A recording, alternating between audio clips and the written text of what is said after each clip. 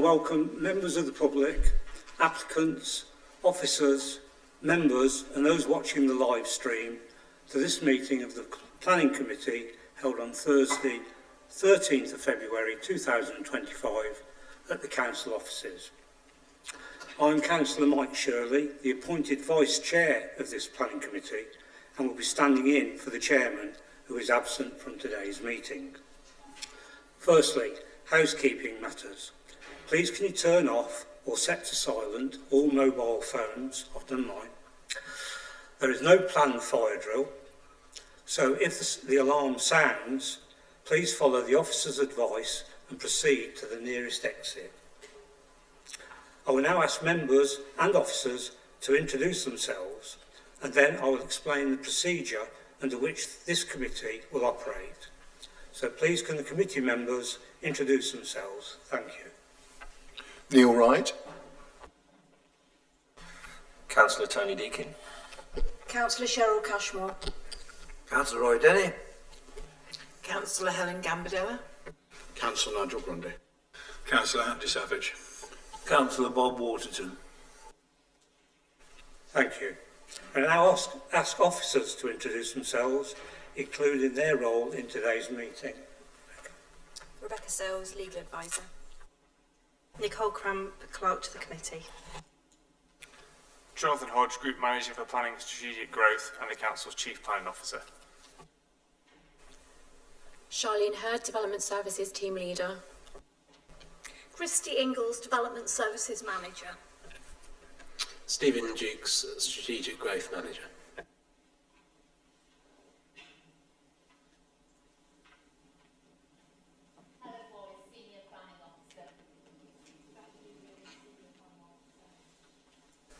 Thanks very much. We're here to determine what was four planning applications. I'll talk about those in a moment. The procedure is that the officer will present each application and report. Any speakers who've requested to speak will be given 5 minutes to speak. They are not permitted to circulate any additional material at this meeting. Members of the committee will then ask questions of the officers based on the application and report presented, together with speakers' representations and the documentation on the website, which is available to all members, applicants and members of the public. The decision we make on a planning application is one of approval or refusal or deferral of the officer's recommendations. If we approve, we can add conditions to the officer's recommendation, which will be agreed by the Planning and Strategic Growth Group Manager and the Legal Advisor. If we refuse or defer, the reasons again must be clear and agreed by the Planning and Strategic Growth Group Manager and the Legal Advisor. This committee will operate using the Nolan principles. If any person behaves in an unruly, abusive or disruptive manner, I shall exercise my rights as chairman to suspend or adjourn the meeting to have that person removed from the room. If the unruly behaviour becomes too disruptive, I shall exercise my right as chairman to suspend or adjourn the meeting and have the public area cleared and then continue the meeting behind closed doors. Can I remind members that they cannot vote on an application if they leave the room during the presentation or discussion of that item. If a member wishes to leave the room and retain the right to vote, then they must ask the chairman for a short adjournment. Now move to the agenda. Agenda item 1, apologies for absence. Thanks, Chair. We've received apologies from Councillor Janet Forey, with Councillor Cheryl Cashmore substituting. We've also received apologies from Councillor Lee Bracken, with Councillor Nigel Grundy substituting, and we have yourself as Chair. Thank you. Thank you, Nicole. Agenda item 2, disclosures of interest. Do members wish to declare an interest on any of the agenda items? Councillor Grundy. Thank you, Chair. I'm the portfolio holder for neighbourhood services of the council's assets. The drain mentioned in agenda item 4, 3.2, which is the entrance drain to Buskill Park, realistically would fall under assets within the council. So in the interest of transparency, I'll take no part in this discussion or the vote. Thank you. Thank you. Councillor Wright. Thank you, Chair. It's a non-registrable interest. I know one of the speakers speaking for the Littlethorpe. Thank you. Councillor Savage. As a parish councillor for Blaby, I shall declare an interest about School Park as well. I shall remain objective throughout. Thank you. I also have a disclosure of interest on 24/0874/FUL, which is the containers in Sharnford. This is my ward, Fosseye Cross, and I'm also a Sharnford parish councillor. I know the applicant and the main objector, and I live near the location. But I will look at this application with an open mind and will take part in discussion and vote on the item. Thank you. We now move to agenda item 3 to approve the previous minutes of the meeting held on the 23rd of January 2025, which were pages 5 to 10. Could I ask for a proposer, please?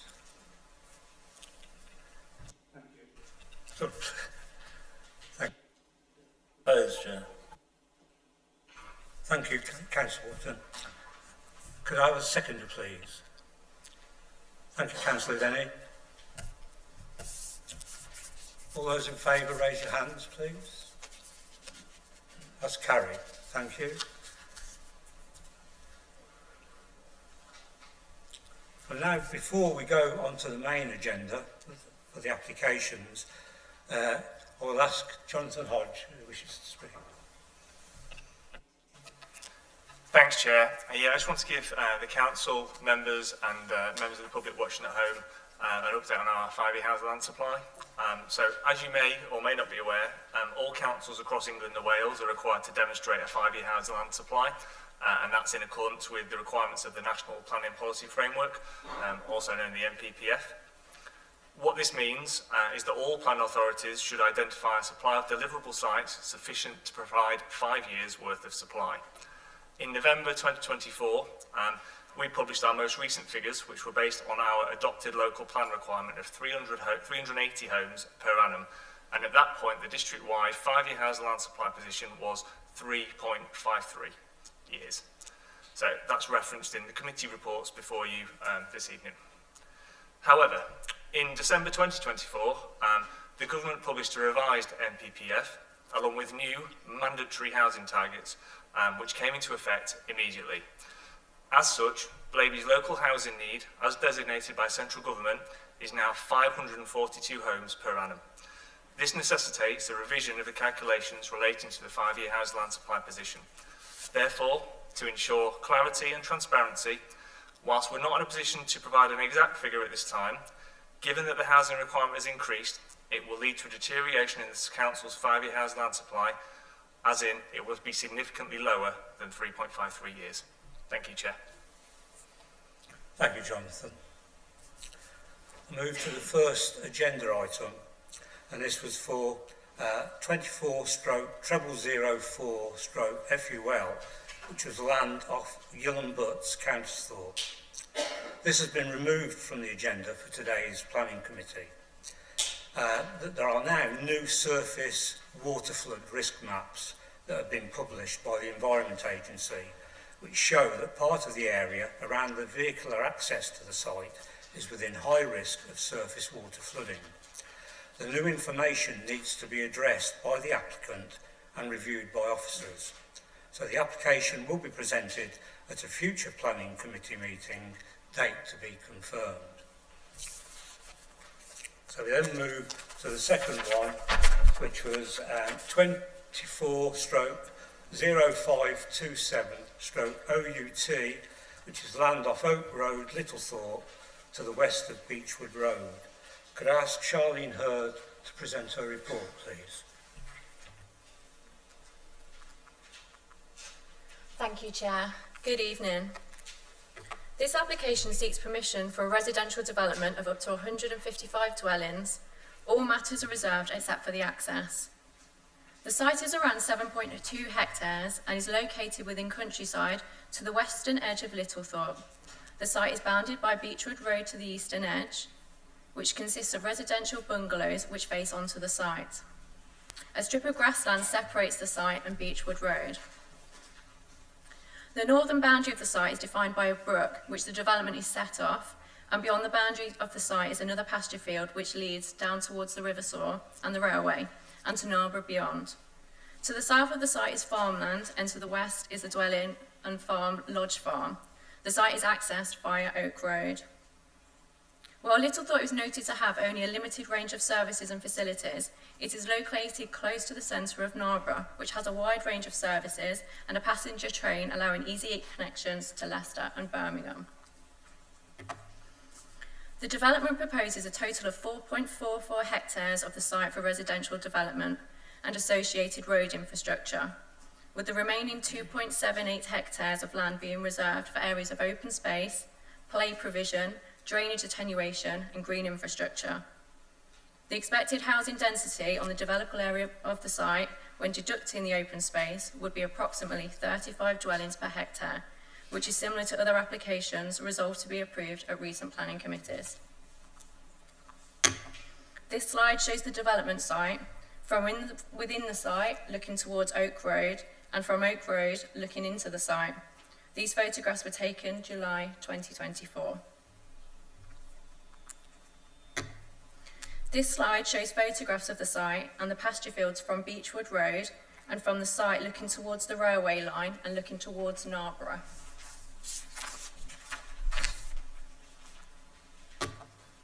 The development as shown on this plan will be located within an area of Flood Zone 1, as per the displayed mapping, which is an area of the lowest risk of flooding. The application has been considered by the local lead flood authority and the Environment Agency, who did not object to the application. The flood risk mapping was recently updated by the Environment Agency, which as shown on this slide shows the development within Flood Zone 1, with areas of flooding at the north within Flood Zones 2 and 3. There is more information due in the spring for new mapping, but it is unlikely that the flood risk will extend into the site. The development will be conditioned so that no development can occur outside of Flood Zone 1 and not within 8 metres of the top of the bank of a main river. In addition, the surface water drainage system and its maintenance will be conditioned as sought by the local lead flood authority and the Environment Agency. This requires the scale of the sustainable urban drainage system and the supporting calculations to be submitted. Network Rail also provided comments in regard to foul and surface water drainage, which will also be addressed through the imposition of conditions. The council received some notifications at the start of January this year that the site had flooded in heavy rain. Your officers visited the site and noted that the area proposed for the development within Flood Zone 1 was not impacted. However, surrounding fields were holding some water. These photographs show the site on January the 7th, 2025. This slide shows further photographs of the site on January the 7th. So this is looking along, the top one's looking along the public right of way, and then the bottom side shows looking towards the areas that did flood. The Environment Agency were reconsulted on this matter and advised that their previous no objection response remained as previously provided. The development is therefore considered acceptable in regard to flooding. A footpath, as noted on this plan, crosses the site from Oak Road at the east and travels past Lodge Farm, across the railway line where it meets with Coventry Road. The applicants will need to enter into a legal agreement for an obligation to contribute towards the footpath along this public right-of-way. Well, it relates to the footbridge there. And in addition, to ensure sustainable traffic modes such as cycling and walking, the applicants are also required to provide a contribution towards the South East Leicestershire Local Cycling and Walking Infrastructure Plan. The proposed residential development will be closest to existing residential dwellings on Beechwood Road and Chestnut Close. The indicative master plan, however, indicates that a green buffer of land will separate the new dwellings from existing dwellings, and that landscape buffers will be provided along Chestnut Close and Beechwood Road to soften the development edge. The layout, scale and appearance of the dwellings will need to be determined at any future reserved matters stage. However, it is clear from the indicative master plan that the proposed dwellings can be accommodated on the site without impacting on the amenity of neighbouring residents in terms of loss of privacy or light, aided by the proposed buffers. To protect neighbouring amenity during construction of the development, the applicants will be required to submit a construction environment plan and a dust management plan, along with a construction traffic management plan. It is considered that the proposed development would be restricted to a localised geographical area and would not result in harm to the landscape character beyond the site boundary, nor would there be substantial detrimental effects to the visual amenity across a wide area. An arboricultural impact assessment has been submitted which details the trees on site and considers the potential impacts of the development. The outline application and tree protection plan seeks to retain the majority of hedgerows with the removal of a small section of hedgerow to facilitate access off Oak Road. A detailed tree protection plan and landscaping plan will be required as part of any planning condition. Mandatory biodiversity net gain applies to the site. The biodiversity net gain metric shows a loss across the site. However, the majority of the units for habitats, hedgerows and watercourses will be achieved on adjacent land within the applicant's ownership and through a habitat bank. These details will be required and secure through means of planning condition and a legal agreement. The application was submitted with a transport assessment, travel plan, sweat path analysis and proposed access strategy. Further information was provided during the course of the application in order to address comments by the local highways authority. This slide shows the sweat path analysis for a refuge vehicle. While the Highways Authority noted that a refuge vehicle may be required to use both sides of the carriageway on occasions, it was considered acceptable as this type of vehicle would not visit the site frequently. It is also noted that the carriageway width between Sycamore Way and Beechwood Road Junction is less than 5.5 metres. However, the Highways Authority did not sustain a highways reason for refusal on this basis. This slide shows the proposed access strategy to the site, which the local Highways Authority confirmed would be safe and suitable for the new development. The applicants have provided junction modelling for the B4114 and Desford Road roundabout, which when considering the level and impact from the proposed development on the morning peak traffic requires a scheme of mitigation, which is subject to a planning condition. It is noted that residents objected to the application due to concerns regarding the development impacting upon the level crossing and creating extra queuing when the crossing is down at Narborough. The local Highways Authority recognised that while this may be an inconvenience, they would not seek to resist the application for this reason, and this would not be considered to be a severe impact on the highway. It is acknowledged that the District Planning Authority can only demonstrate a 3.5-year housing land supply, which is significantly lower than the requirements set out in government guidance. It is expected that this figure is likely to be reduced following recent changes to housing requirements. This means that more housing will be required in the district. This new figure is pending calculations. The MPPF, which is a material consideration in decision making, requires that planning authorities identify a 5-year supply of deliverable housing sites. Where a 5-year supply of deliverable sites cannot be identified, development should be granted unless any adverse impacts of doing so would significantly and demonstrably outweigh the benefits when assessed against the policies in this framework taken as a whole. In accordance with paragraph 11 of the MPPF, this means that the so-called tilted balance is engaged and any harm arising from the proposal must be weighed against the benefits.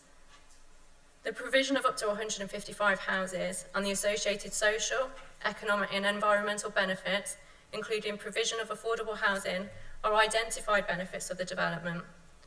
These are clear benefits of the proposal which weigh in its favour due to its contribution towards local housing land supply within the next 5 years. Significant weight is also attributed to the delivery of 25% affordable homes and a mix of housing sizes across the development. The release of an area of countryside within this context is considered acceptable on balance due to the benefits of providing up to 155 dwellings and due to its location close to Narborough and its services and public transport connections. It is acknowledged that a previous development similar to this application for 108 dwellings was refused in 2019, and as it was considered that the development would represent an unsustainable development and the loss of countryside would not be outweighed by the need to provide new housing in this location. The application was refused at a time when the council could demonstrate a 5-year housing land supply. Therefore, this application is being considered against a different context, and the proposed development has significant weight in its provision of new dwellings. There are no outstanding technical matters that need to be addressed, and the application is recommended for approval subject to the imposition of conditions and the applicants entering into a legal agreement as set out in the report. We do ask, though, that a further condition is potentially added to any decision that requires that no built development or hard surfacing shall take place within the site area identified by the Environment Agency as being at risk of surface water flooding unless a sequential test is passed and suitable mitigation measures secured. Thank you. Thank you, Charlie. We have 4 people who wish to speak. So if I could ask Councillor Forey to come to the table. You have 5 minutes to speak. You'll be warned 30 seconds before the end that you're coming to the end. Thank you, everybody. I speak on behalf of the residents of Littlethorpe in regarding the proposed development. The plan submission, we feel, will have profound impact on Littlethorpe residents and their quality of life. We urge you to reject this application on the following grounds. 1. It is a proposal to construct on greenbelt floodplain agriculture land, thereby depleting what little designated countryside remains in this village.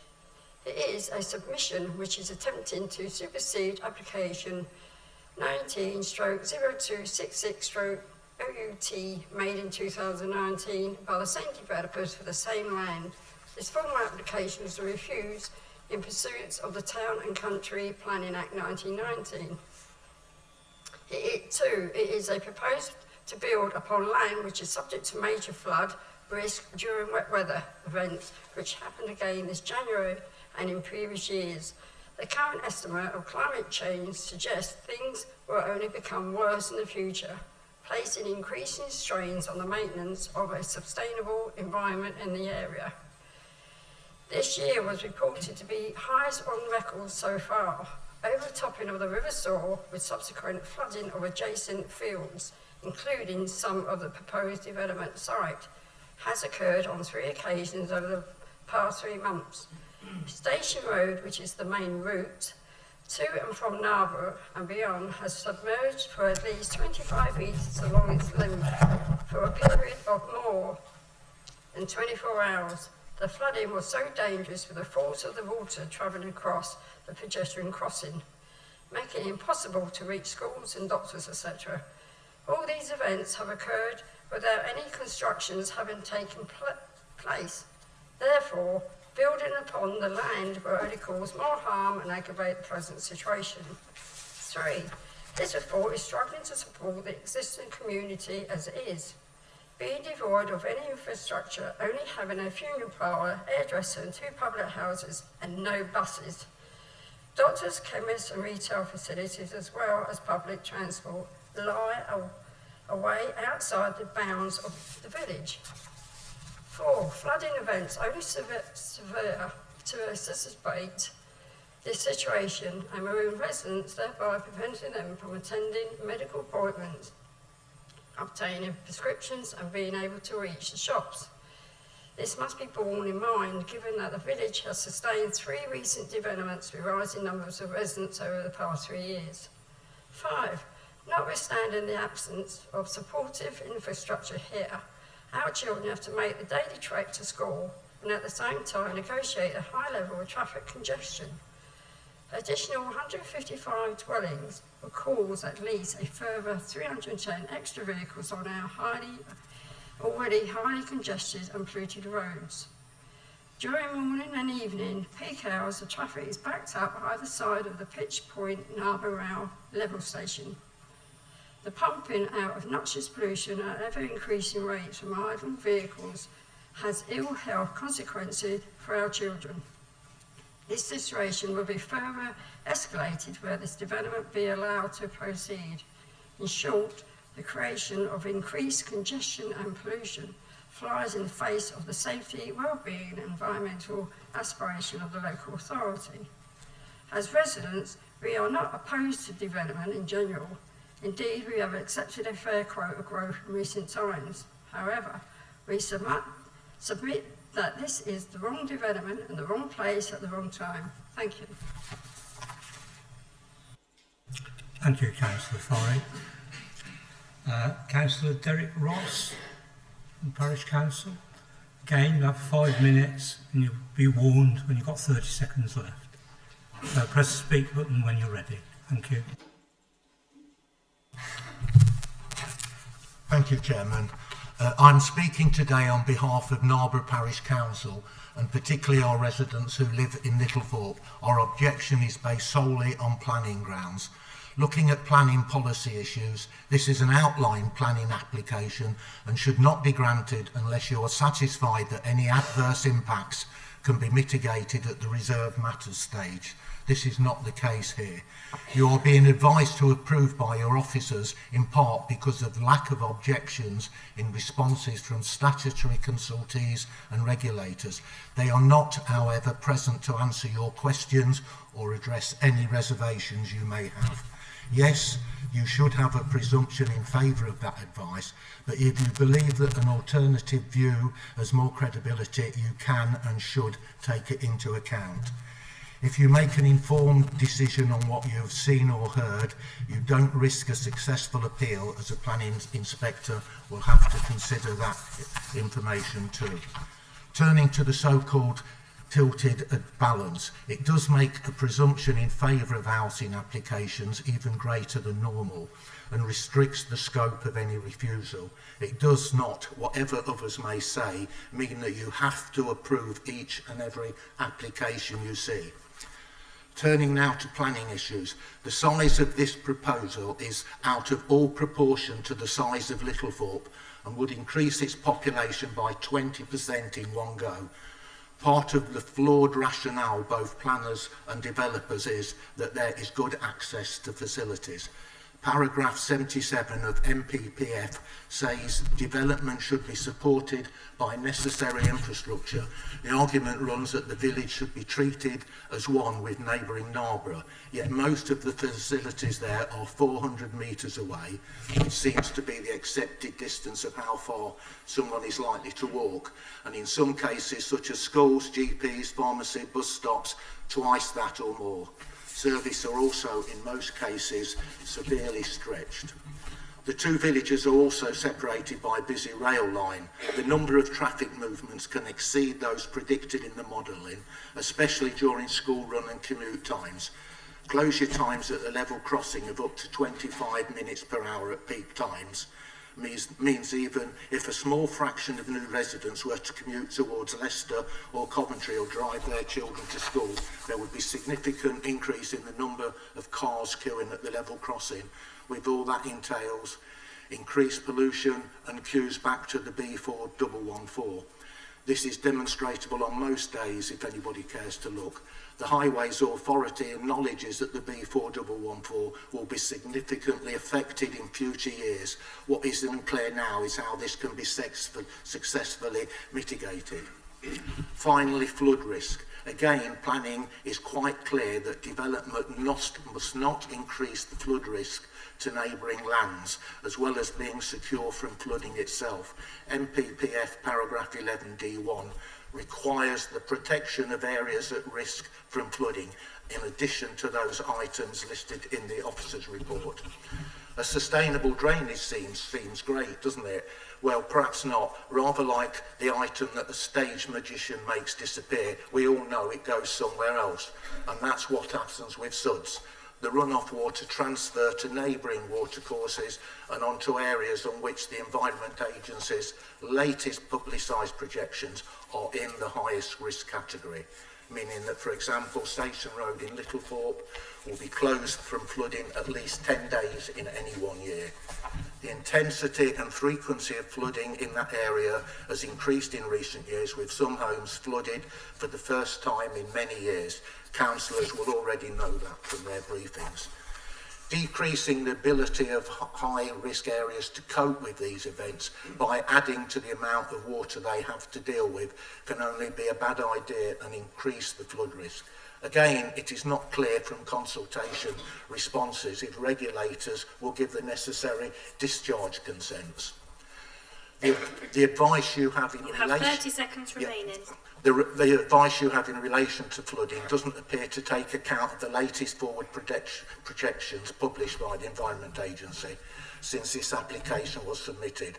One only needs to have witnessed the 2 recent flooding events to demonstrate that. In summary, when judged against the MPPF policies, there are significant and demonstrable reasons why this application should be refused. My council is in no doubt that this application should be refused on planning grounds. We urge you to do the right thing and refuse it. Thank you. Thank you, Councillor Ross. Could you switch the... Thank you. Mr. David Wilson, who's an objector. Thank you. Again, you've got 5 minutes, and then we've warned 30 seconds before the end. Press the speak button when you're ready.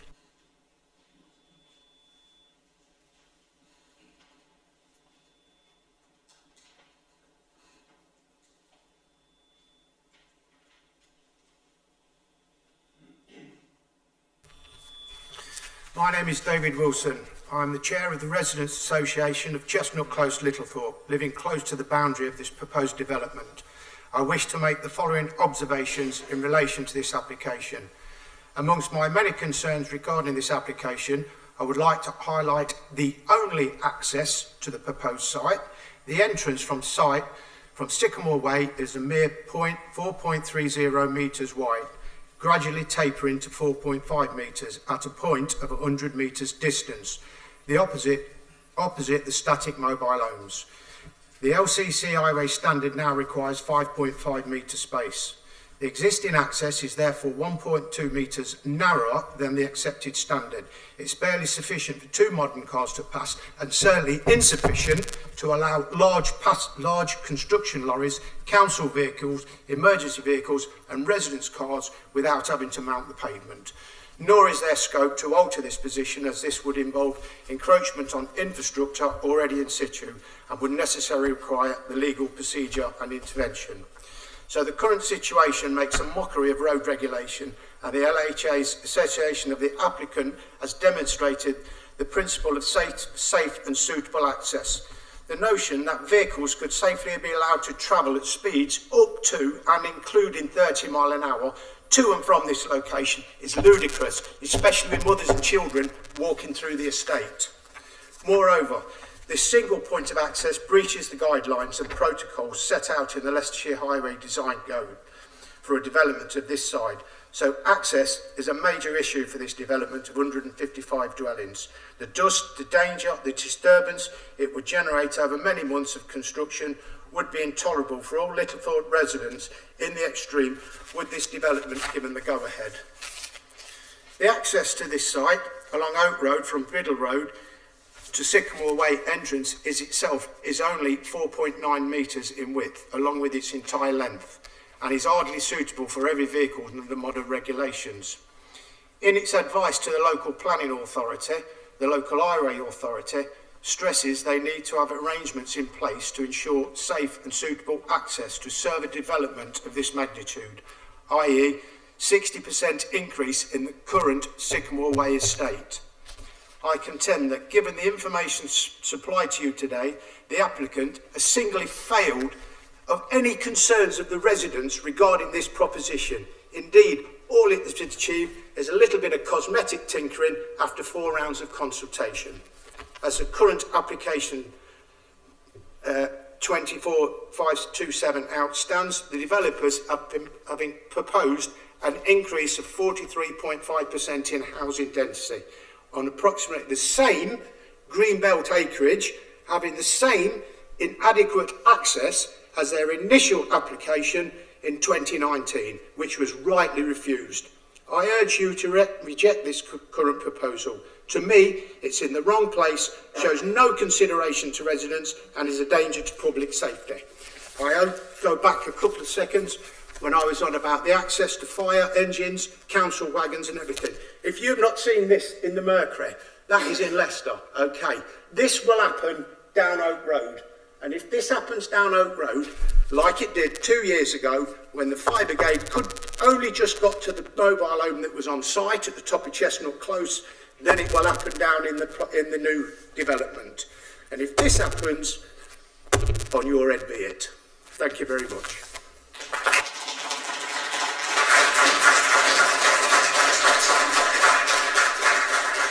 Thank you, Mr Wilson. Now call on the applicant, Peter Fawcett, please. Again, 5 minutes with a warning at 30 seconds after.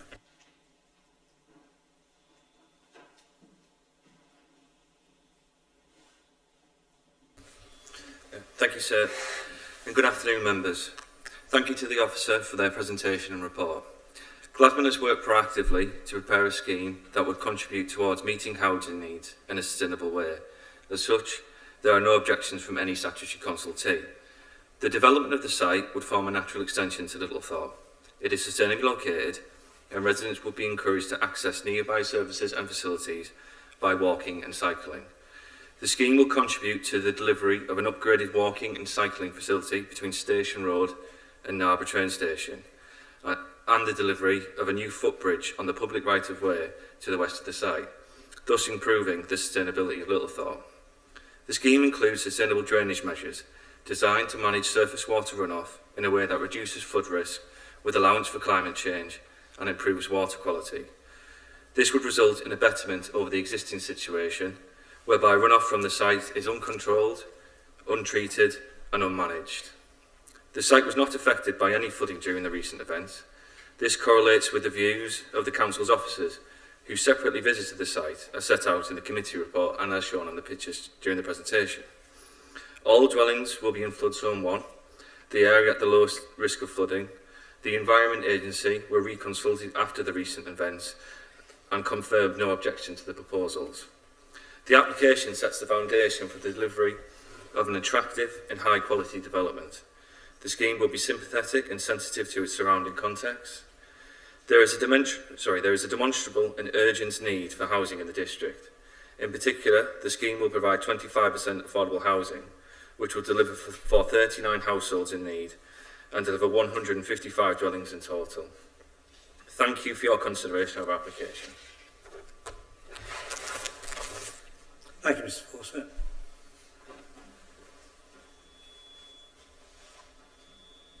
I now open this up to member debate.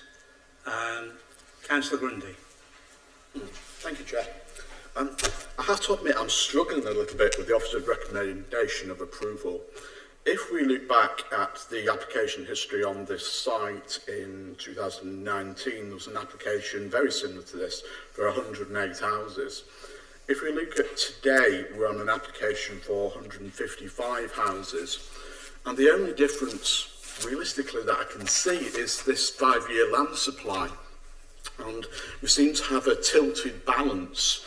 Now, I know it's a balanced application, and we look at the good and the not so good, and that's how we balance this out. But it does appear to me that this tilted balance is a little tilted too far in the way of the 5-year land supply.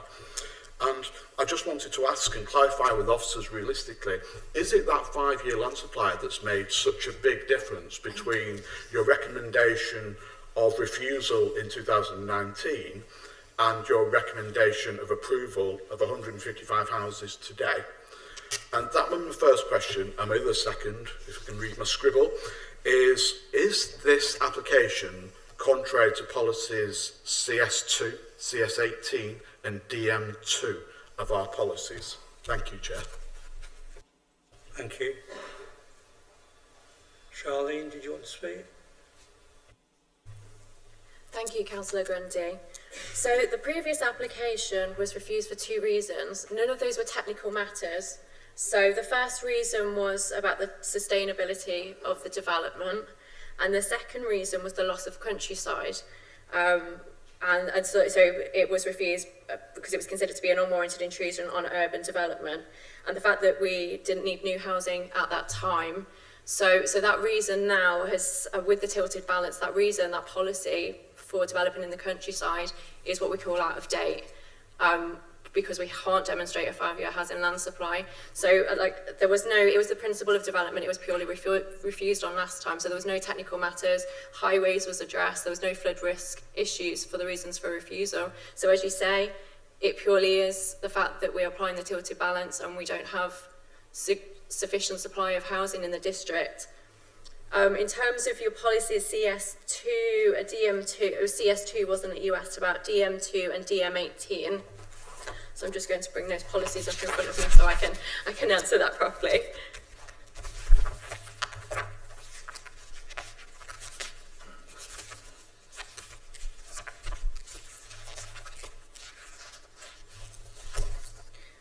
So CS2 talks about the design of new development.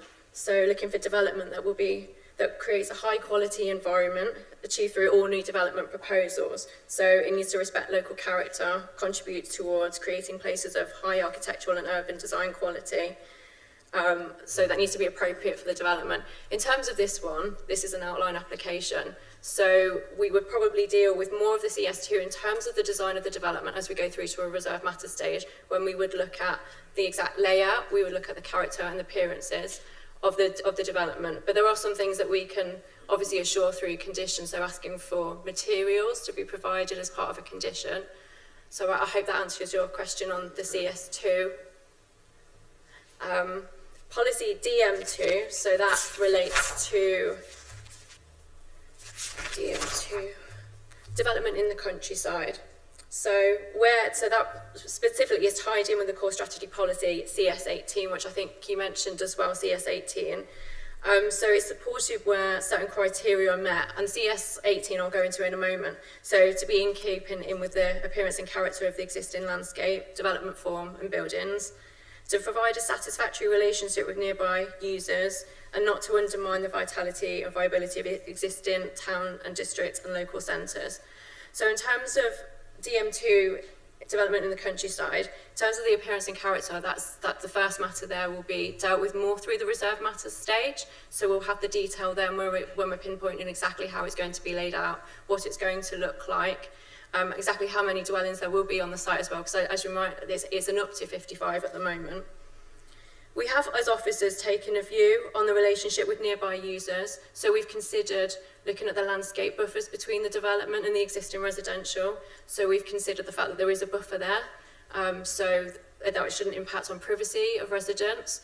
We don't think it's going to impact on light. And obviously the design can inform what type of dwellings are sitting next to the dwellings there. So it potentially is that we put single-storey dwellings in near to the mobile park. So something like that might be considered, but that would obviously be as part of the reserve matters again. And then if I'm just going to flip back to CS18, but please ask me, if I've missed anything, please ask me. So policy CS18 refers to development in the countryside. So it does say here that planning permission will not be granted for built development other than development which would have a significantly adverse impact on the effects of the character or appearance of the landscape. But it does state that the need to retain countryside will be balanced against the need to provide new development, including houses in the most sustainable locations, which is why officers have arrived at the decision that we have done, because we do have quite a great need for housing, and it does look like the housing figures are going to come down, so we're going to have less 5-year housing land supply. So we've balanced that figure against the housing needs. And we've also taken a view on the appearance and character of the landscape. So we've looked at the fact that this site will be quite contained. It's not going to have wide-ranging views, so that's why we've come to the conclusions in terms of CS18. I hope that answers your question. Thank you. Christine? I wonder whether it would help members if I just run through what the tilted balance means, because it is a big change, and it is the reason that we are recommending this application for approval, together with the fact that we do not have any technical objections to the proposal. So yes, this land is allocated as not for development in our local plan. It is countryside. There has been some reference in the public speaking to green belt. We don't have any green belt in Leicestershire. We have countryside. And in this particular case, we do have history on this site, as Ms Hurd has been through. That is a material consideration for you to take into account. But the reason for refusal was in relation to the principle of development.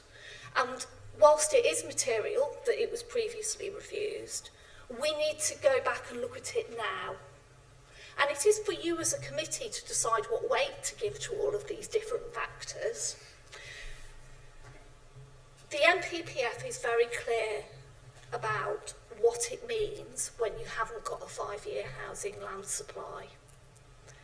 It sets out that there is a presumption in favour of sustainable development.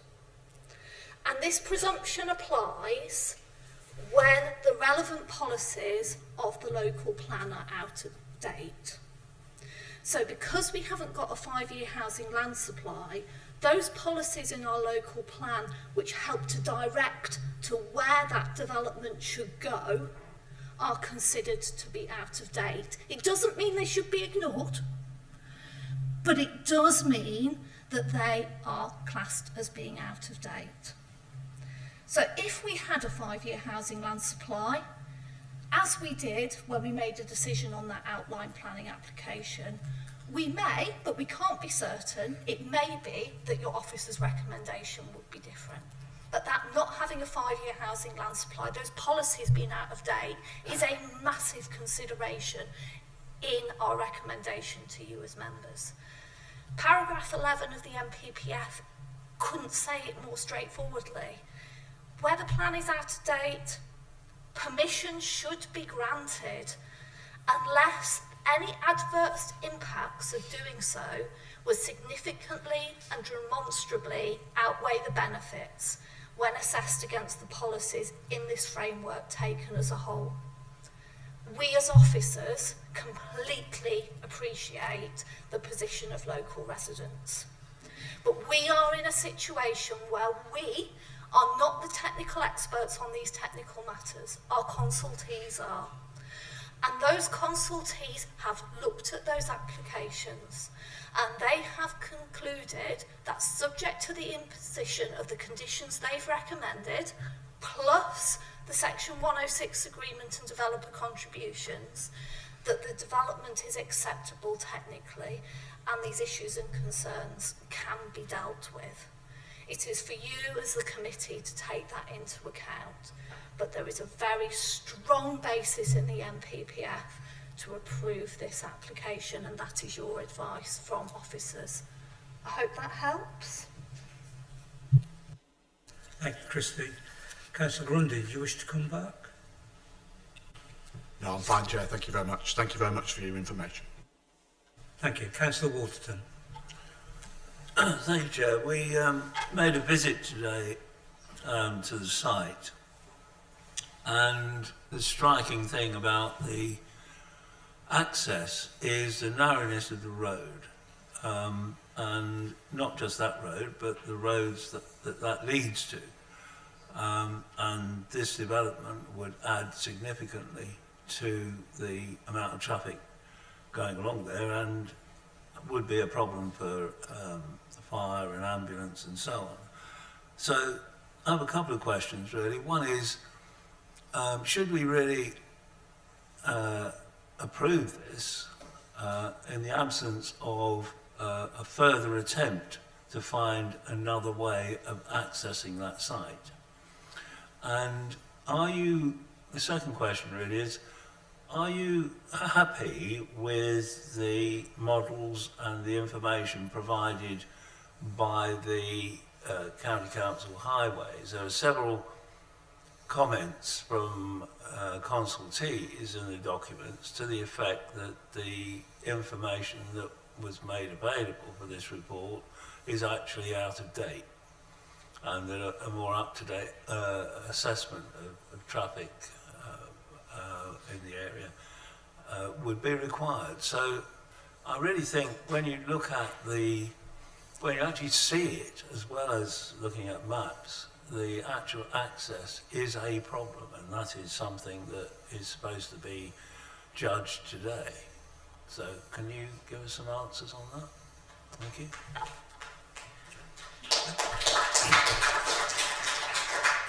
Thank you, Councillor Waterton. Charlie? I think there was possibly two parts to your question there. I think the first part was asking whether we should look at trying to get another access into this site. We can only look at the application presented in front of us, which is the application that we're considering, which is what the applicants have put forward. So I think that you need to make the judgment as based on what's presented in front of us today.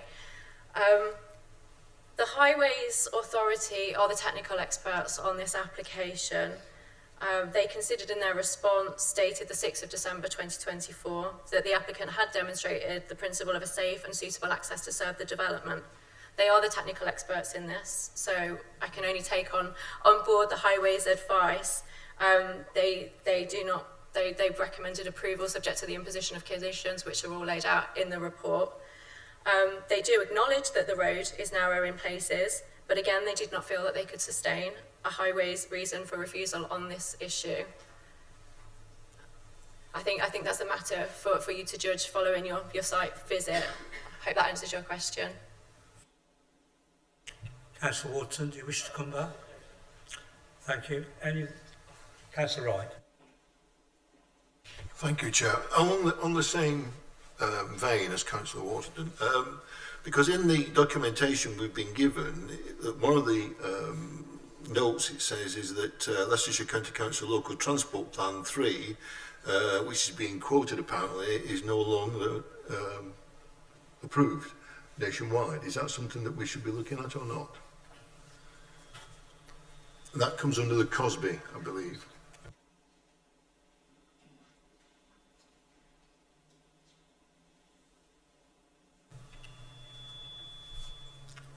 Charlie? Could we have perhaps clarification, Councillor White, on is this a page in the report that you're referring to? Yeah, there's a page in the notes from, I believe it's Cosby Parish Council. They're quoting Leicestershire County Council's... Page 74. Page 74, sorry. Hold on.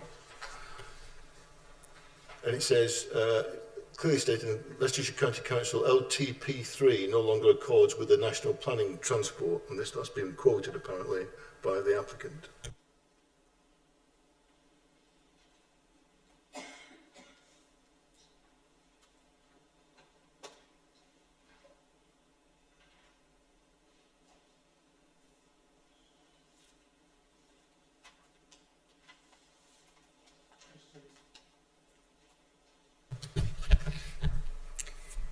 It is correct that the Leicestershire County Council do have an updated local transport plan. And in fact, today your officers were scheduled to attend an event to be given information about it, which was postponed by the County Council. So there is now the local transport plan version 4.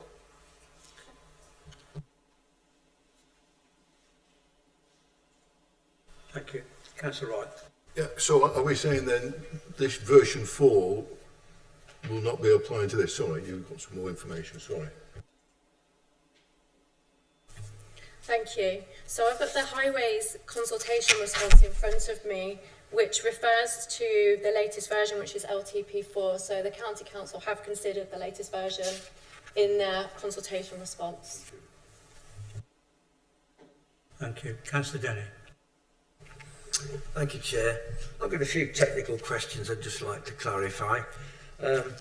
Several references to floodplain risk 1 as being the lowest risk. I presume there's a risk below that where there's no risk at all. Therefore, it's not the lowest risk. It's just of those that are at risk. It's the minor one of the 3. Am I right in that? Charlie. So flood zone 1 is the lowest risk. That's where every parcel of land is placed in if it's not in flood zone 2 or 3. Okay. Thank All you. Right. Another query.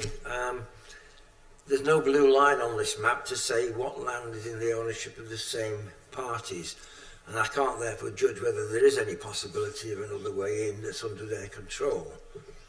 do they actually own the land that's out with the actual development plans that surround it? So there is further land within the applicant's ownership which falls either side, which is being used for the biodiversity net gain. In terms of considering whether there's a proposal, like a chance for another access into the site, I don't think we can consider that within this application. And then finally, just on another technical point, we're discussing whether they can have access from a given point that actually leads onto a boat hat, which to my definition is a byway open to all traffic. So is it not already agreed?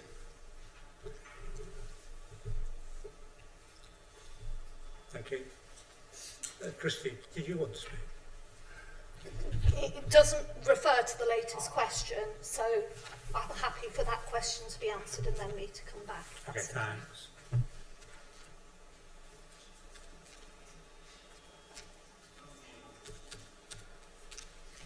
Can we ask the member to repeat the question as we didn't fully understand it? The public right-of-way that I believe is where the access is going to be granted is, I believe, a boat hat, which means it's a byway open to all traffic, which in my simple terms means the permission's already there, that they can use it. I just wanted to clarify that legal point, please.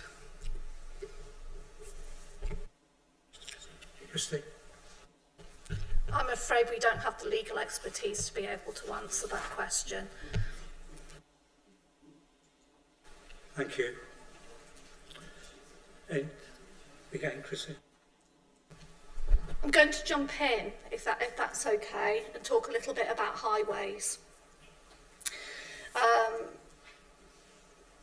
So again, appreciate everything that's been said, and it's absolutely there for you to judge, as you are the decision makers of this application. We are here to advise.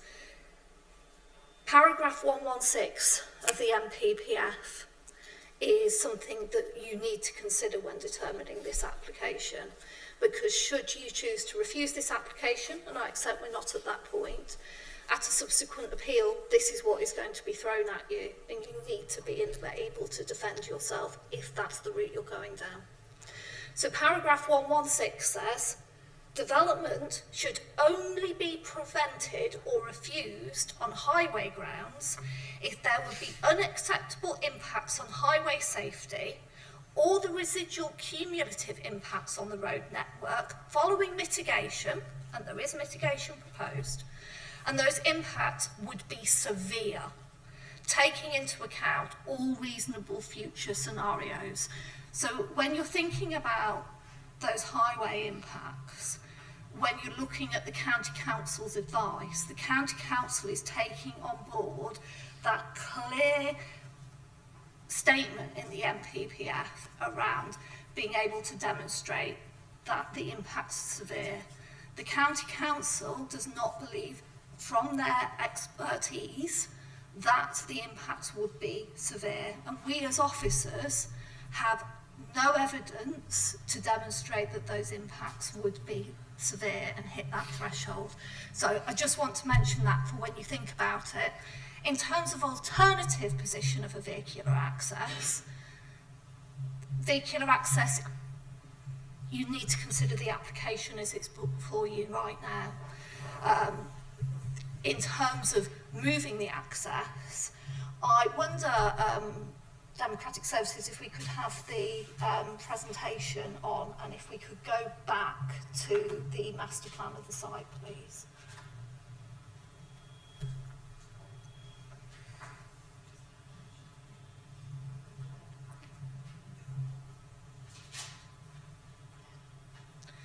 So, looking at the development framework drawing that we have here, that is where the vehicular access is proposed to go on the site plan. If members consider that to be unacceptable, they should determine the application as it is the advice we would give to members, looking at the the geography and the pattern of development in the area. Thank you. Thank you, Christy. I'll hand over to Rebecca Sells, legal advisor. Just in relation to the public right-of-way question that was raised, so it is a boat byway open to all traffic at the moment. So the route of that route on the definitive map can be used by vehicles, essentially, as well as pedestrians and horses. But the Highways Authority did mention that within their consultation response that it would have to be obviously significantly upgraded and widened, so it would still go through an adoption process to become a highway, essentially, because the public rights-of-way team wouldn't want to take on the road. So yes, it can be used by vehicles, but it will need a significant upgrade. Thank you. Councillor Deacon. Thank you, Chair. Yeah, just a few issues. So coming back to the construction traffic management plan, and we've heard details already about there's significant issues and concerns about width of road, etc. And just looking at the conditions which were looked to be imposed on the documentation we receive as councillors considering this. So this management plan should be submitted, agreed and adhered to, and that's all it says. But by whom, to whom, and does that management plan involve any input from local residents? Thank you. So the construction management plan, obviously we can include details if members wish to include any further details in that condition. So we haven't put the full wording on, we don't normally put the full wording on, but if there's anything you specifically want stating in that condition, then we can look to include in that towards the end. The construction management plan, we would likely consult with the local highways authority on that application, and also environmental services as well, so they might take a view on that application. Okay, I suppose what I'm getting at there is that highways have already said it's fine and doesn't present any severe issues, so I wouldn't expect them to change their point of view necessarily. But this traffic management plan of construction traffic, there's obviously issues of the vehicles not being able to get, potentially not being able to get down the street, let alone all the various, sort of other factors of dirt and damage to curbs, etc., trying to avoid parked cars. So I was just wondering, I'll ask again, the management plan is going to be agreed to by whom, and will that include the residents? Traffic management plan, I keep saying. Yes, traffic management. Christy. So the Highway Authority will have looked at construction in terms of the principle of it in making their recommendation to us and assessing the application. So they will have already looked at the principle of construction traffic. Now, in terms of the nuts and bolts and how it works, is that conditions that are imposed that require details to be submitted to the council, what happens is the developer has to make a formal application to Blaby District Council for approval of the details they are proposing to match that particular condition. So in this case, they will submit their construction management plan. We will register that as a formal application. It will appear on our website, and residents can sign up to our website so that they can receive automated information about applications in their local area if they sign up for it. That information will be public on the website. We will consult with environmental protection, health within the council, and we will also consult with the Highway Authority. We will also review the documents ourselves as officers, and an assessment will be made of the suitability of what is proposed and whether they need to do anything additional in that regard. In terms of managing transport, we can't direct and can't enforce contractors' vehicles, to builders' vehicles to use set routes, because if they have a legal right to drive up and down that road, they can drive up and down that road. But we can control certain aspects of it. So we can be looking at the hours of deliveries. we can be looking at the hours of building work on site. We can be making sure that they have got a hard surface car parking area within the site, that they have got sufficient space within the site for the storage of the materials that they need, that lorries can get in. We can deal with making sure that when vehicles leave the site, if it's muddy, that those vehicles have their wheels washed to ensure that they don't have mud going all over the road. We can also ensure matters such as when it's hot and it's dusty, that they are managing that dust and that construction dust from within the site. If they're going to be using piling within the site for the housing, that those piling operations are agreed with the council through the assistance of the Environmental Health Department. Whenever there is development, there is always going to be, if there are houses nearby, a short-term impact. We can seek to mitigate it. But wherever it is, wherever it happens in the district, it's going to have a short-term impact. We seek to mitigate it through these conditions.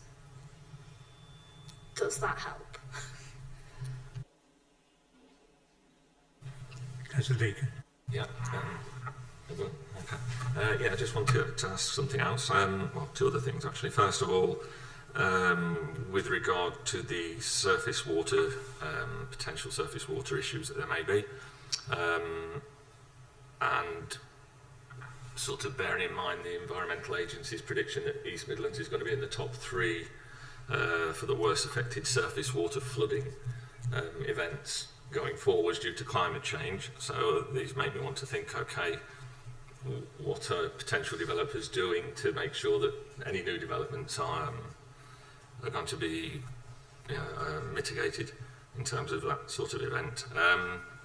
I noticed that, again, in the conditions, it said all measures to make sure any surface water flooding is not made worse than it is at this moment, when the Environmental Agency is saying that things are going to get worse. So I was wondering if there is any recourse, anything that you would consider putting into conditions that would require developers to take on some future responsibility to further mitigate in the event that these flooding events actually became more frequent and more severe.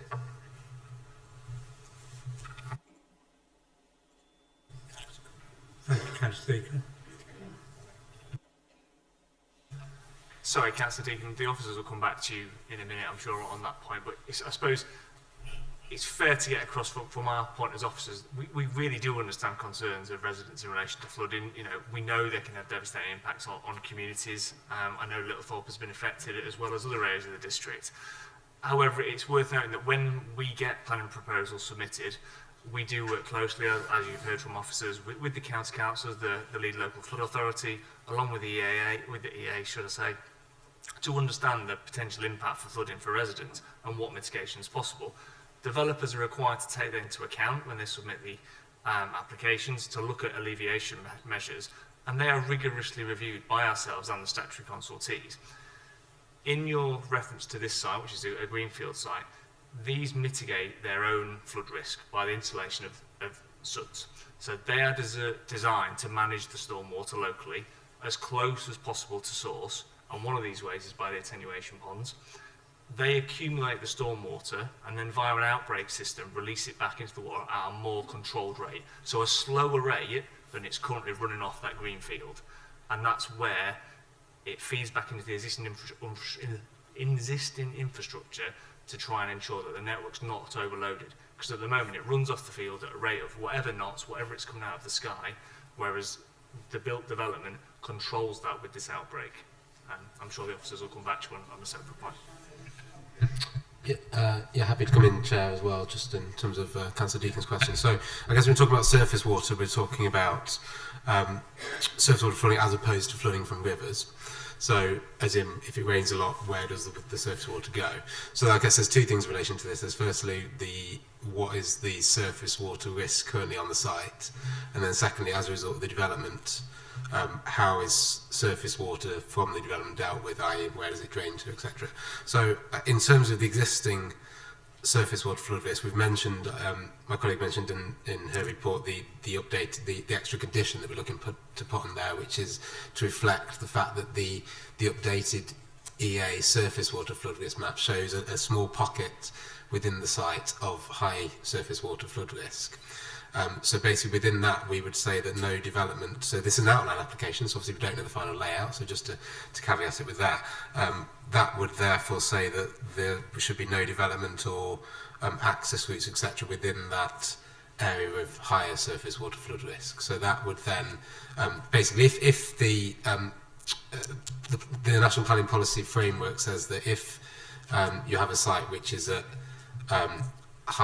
risk of flooding from any sources, which would include surface water, then you would need to look at whether there's any sequentially preferable sites for that development. Now, you'll find a lot of sites across the district have pockets that are smaller at higher risk of surface water flooding.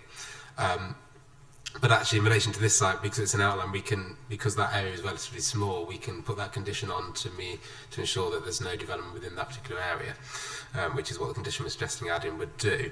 And then secondly, in relation to the second point about surface water flooding and surface water drainage, there's conditions which, sorry if I haven't got it in front of me in terms of the condition numbers, but there's obviously conditions which we're recommending on the recommendation to approve, which would require the surface water drainage scheme to be submitted to and approved by the District Planning Authority, and we do that in conjunction with statutory consultees as well.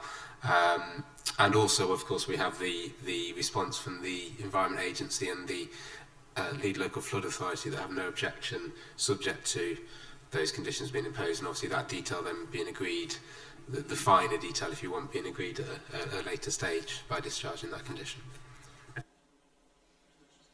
Thank you. Christy? I just want to add that the environment agencies are the experts in this regard, and they do take into account current regulations with regard to climate change in terms of making their assessment. Thank you. Councillor Wolfton. Thank you. I'm looking for your guidance here. My feeling is this should be referred back in order to look at the question of access again. So how do we go about proposing that? Can I propose that?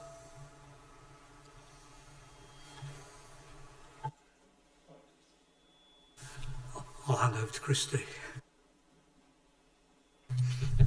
In terms of how the committee is run, I leave that to my colleagues. But in terms of whether your officers, I would strongly recommend that you determine the application as it stands. In terms of the access, what is it that you are trying to achieve? We've got a red line boundary of the application site of land that the applicant owns.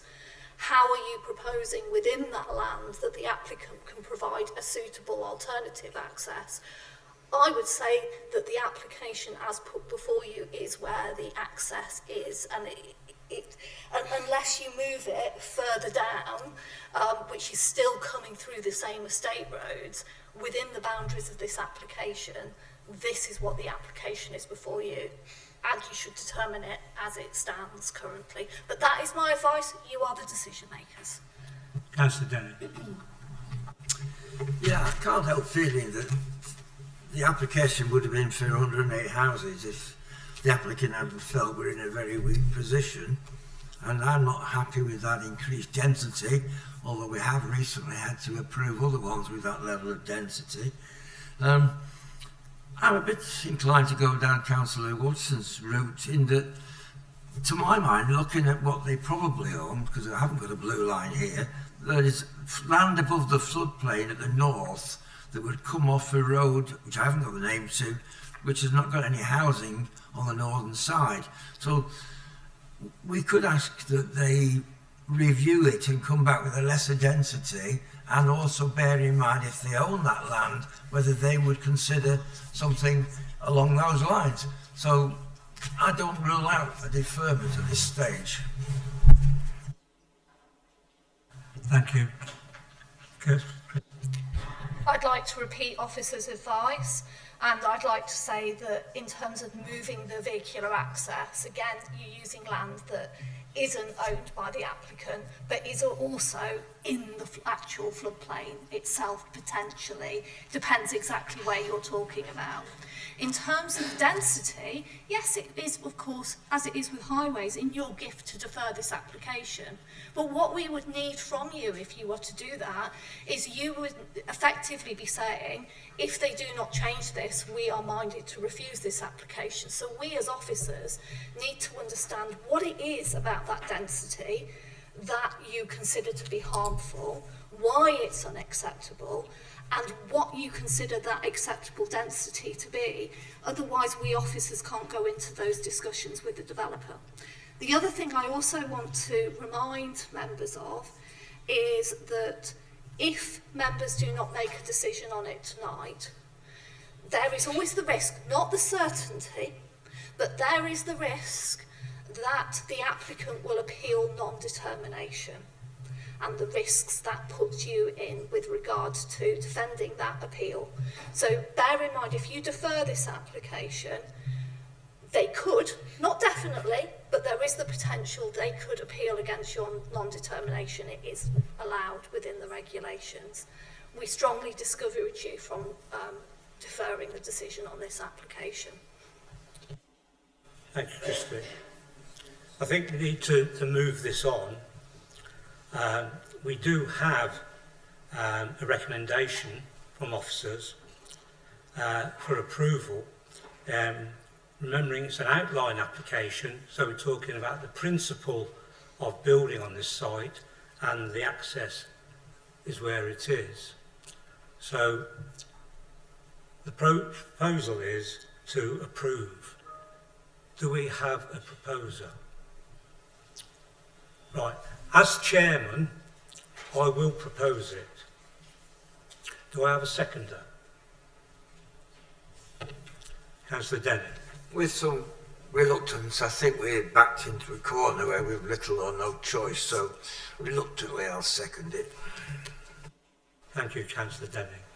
We have a proposer and a seconder. Can I have a show of hands, all those in favour of approving this application? Against?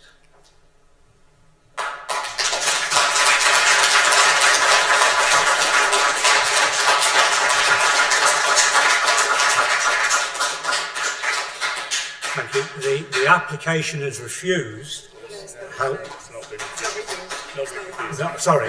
Yeah. The motion failed. Yeah. Sorry. Yes. The motion's failed. So I need some advice, please. We need somebody. Reasons for refusal. Okay. So we need a proposer to refuse with reasons for refusal, or defer. Councillor Grundy. Sorry, Christy. Can I just remind members of what has happened, and for the audience here, that the application hasn't been refused. The motion to approve, based on the officer's recommendation, has been defeated. So what we need now is an alternative proposal. Now that proposal can still be to approve the application, but subject to different conditions or additional conditions or removal of conditions to what the officers have said. It can be deferral, it can be refusal. If you're going for a deferral, we need your reasons, and they need to be on planning grounds, referenced to which planning policies you are using for those. And remember to carefully balance that many of the policies of the local plan are judged to be out of date. And the same with the refusal. So if you're going to propose refusal, if you're going to propose deferral, you need to be giving us as officers, which will go on the decision notice, and in the case of a subsequent appeal, will be what is being defended at that appeal by the council. Thank you. Thank you, Christy. Councillor Grundy. Thank you, Chair. I note, you're quite right from an officer's point of view that that motion failed, so we need an alternative motion now. Before I make that alternative motion, can I just confirm a fact with officers before that you agreed that it was contrary to policy CS18 with an adverse impact on the countryside? Thank you. Christine? We direct you that policy CS18, in as far as it directs development, is out of date in terms of your considerations. Yes, you would say that if our local plan was not out of date, that the policy means that this development is contrary to it. That's why the committee refused it those several years ago, because it was contrary to our strategic approach to housing development, and it is countryside. But those policies, in terms of the tilted balance being engaged, because they direct growth, they are classed as out of date. So you can use them, you can consider them, it is for you as decision makers, but we as officers would advise you to be very tentative in how you're using it. If you're purely looking to refuse the application on the grounds of it being countryside, you need to explain how that harm is. What is that harm? And it's not sufficient, as your officers would advise, to simply say it's countryside, is our advice. Stephen? It might be just worth me coming and saying, so I was the case officer, I don't know how many members were sat on the committee then, but I was the case officer for the application in 2019.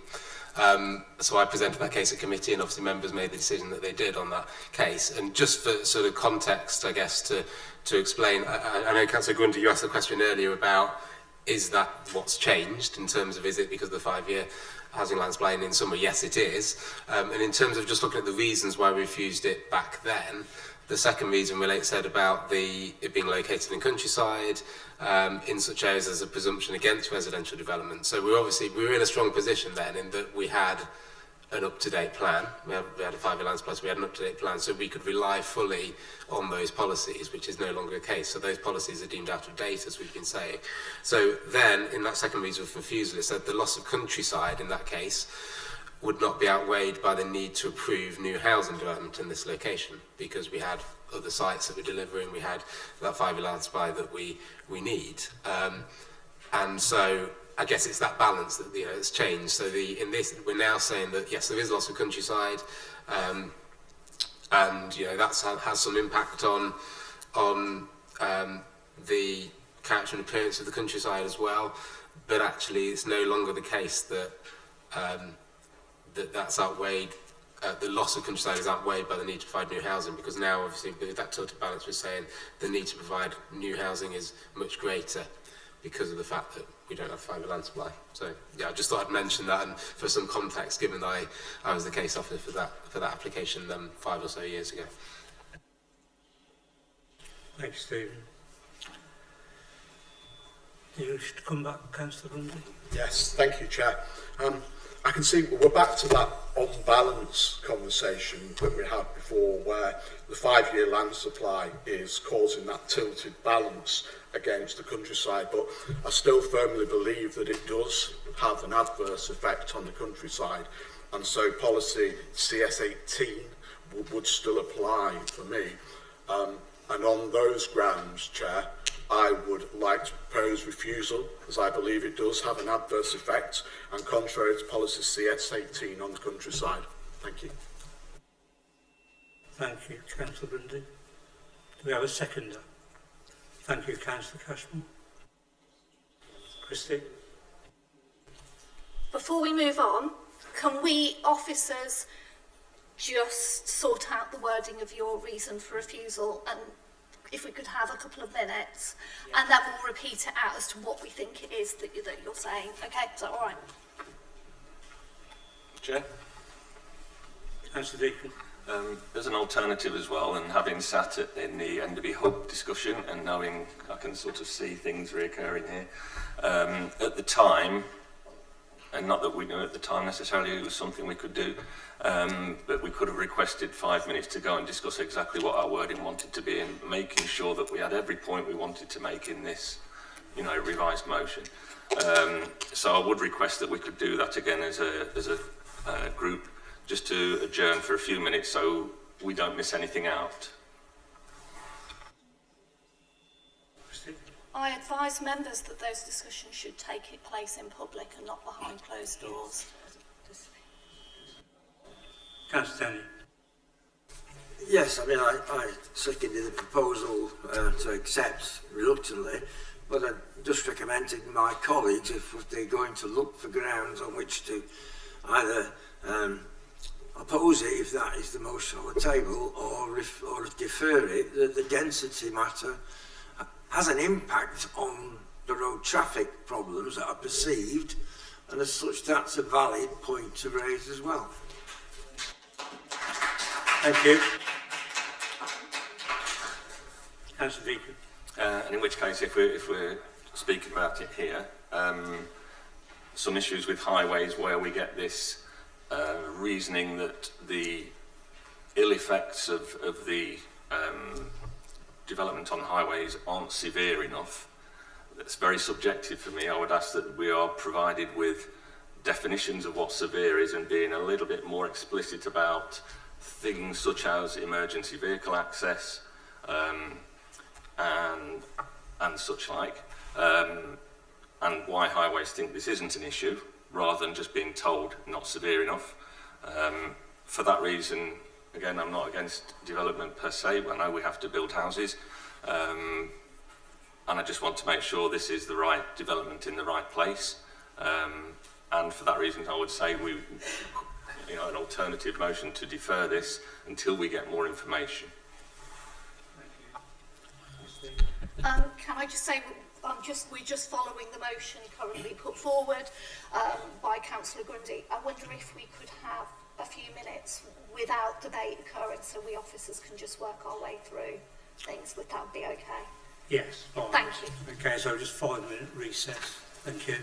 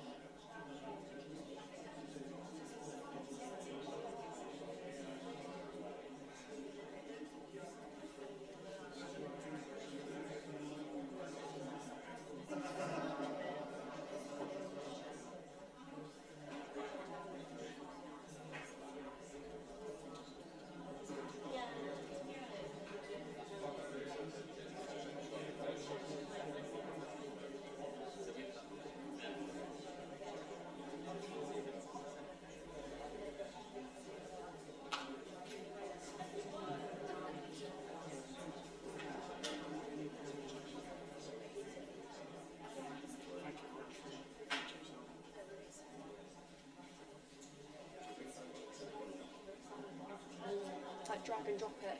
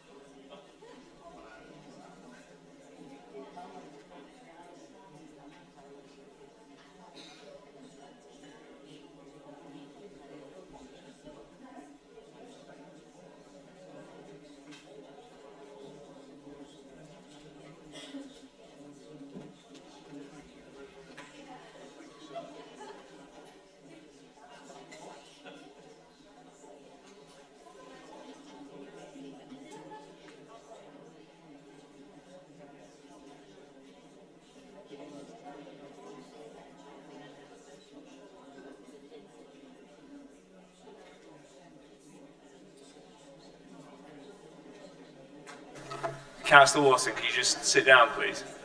Councillor Watson.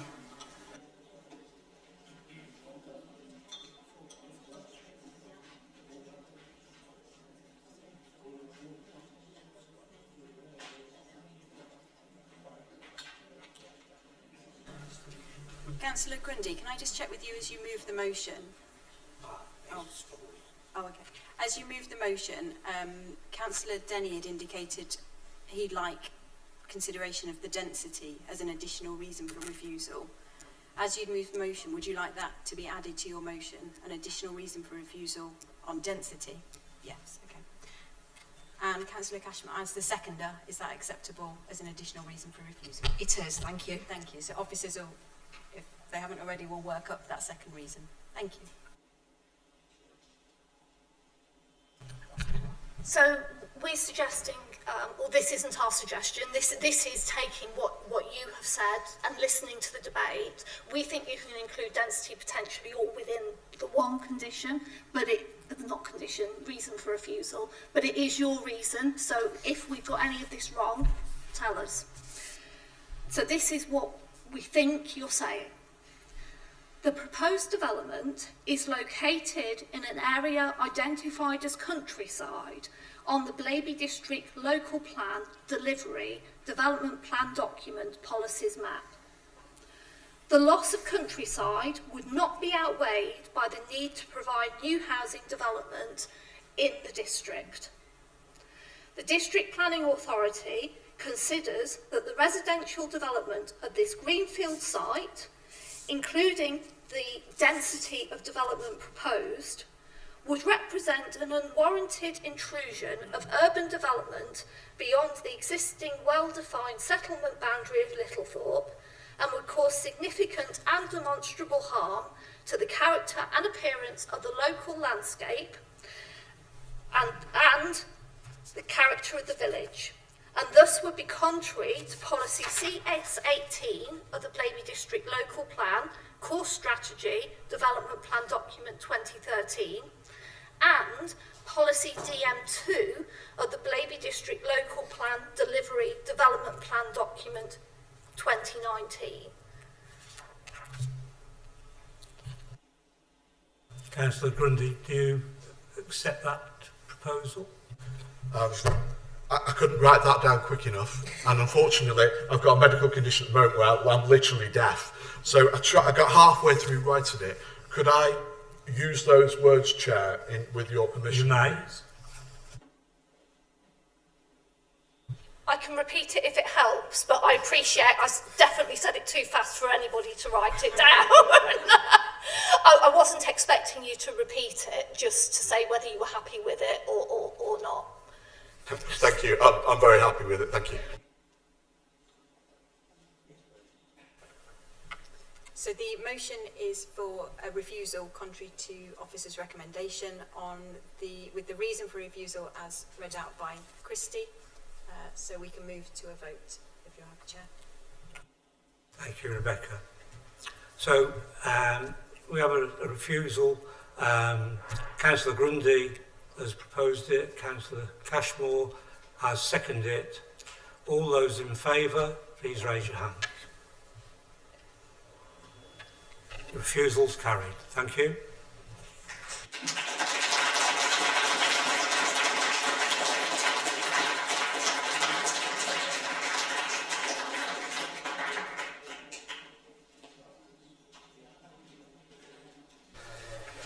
If any members of the public wish to leave, follow me. No, you may go, okay, or you perfectly willing, you know, you can stay for the next two if you wish. Yeah.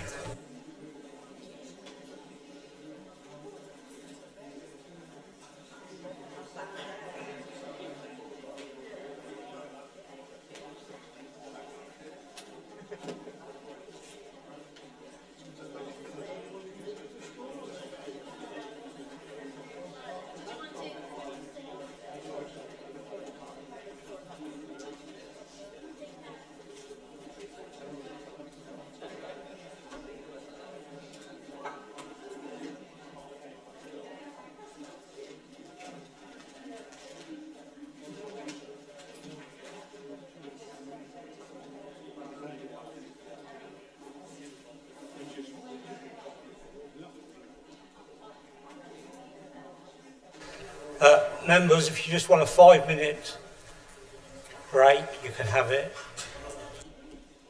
Only 5 minutes, please.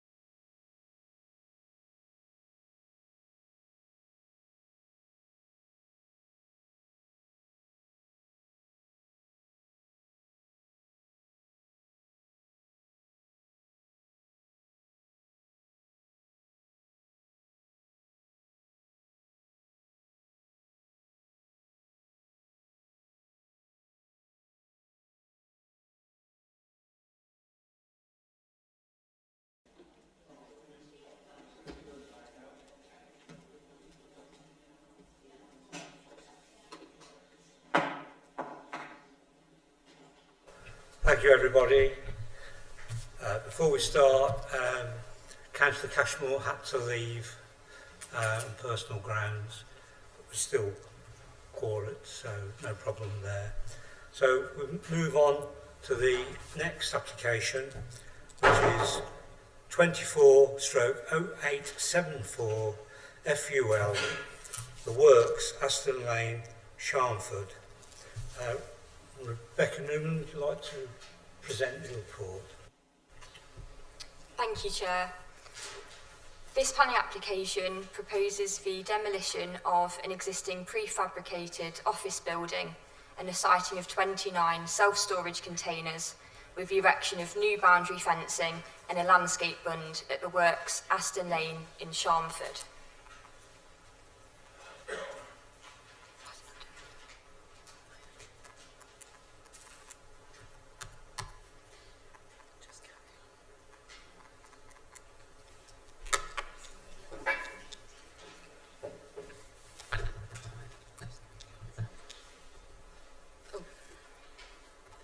Thank you.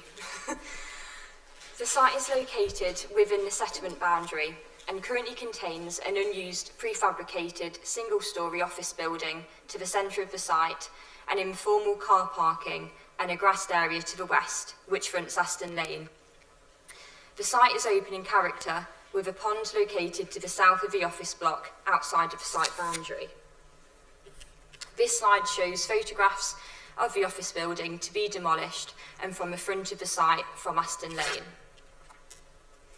To the east of the site, outside of the site boundary, are existing commercial industrial units which are accessed via the hard standing which runs along the northern boundary of the application site, as well as an access south of the pond which also connects to Aston Lane. Residential properties directly adjoin the site's boundary to the north at Buckingham's Way, as well as further southeast along Fox Hollies. To the south is a large area of B8 storage container use, and to the west, on the opposite side of Aston Lane, is a large industrial storage site used by Brynley Transport. The Brynley Transport site is allocated in the Foss Villages Neighbourhood Plan as an employment site under policy FV 15, which is safeguarded for employment development. The proposed development originally comprised the siting of 36 storage containers with a landscape bund to the front of the site, approximately 0.6 metres high, facing onto Aston Lane. A 2.4 metre high boundary fence is proposed to front Aston Lane on the site's western boundary, as well as the addition of electric security gates. Since the application was called into Planning Committee and following a site visit, your officers requested design changes to improve the overall visual appearance of the proposals, which is shown on this slide. Following these comments, the number of proposed storage containers was reduced to 29, so a total reduction of 7 storage containers, and the layout was amended. In addition, the proposed storage containers sited to the north of the application site were set back from a shared boundary by 1.5 metres, with the inclusion of a new landscaped hedgerow between the existing fence line and the rear containers. The hedge planting would have a depth of 600 millimetres with a 900 millimetre access strip for access and maintenance purposes. Fencing was also originally proposed along the northern boundary of the site, which has now been removed due to concerns raised by adjoining neighbours. The existing point of access is to be used to serve the proposed development. The proposed gates are set within the application site, away from the highway, to allow for vehicles to stand clear of Aston Lane.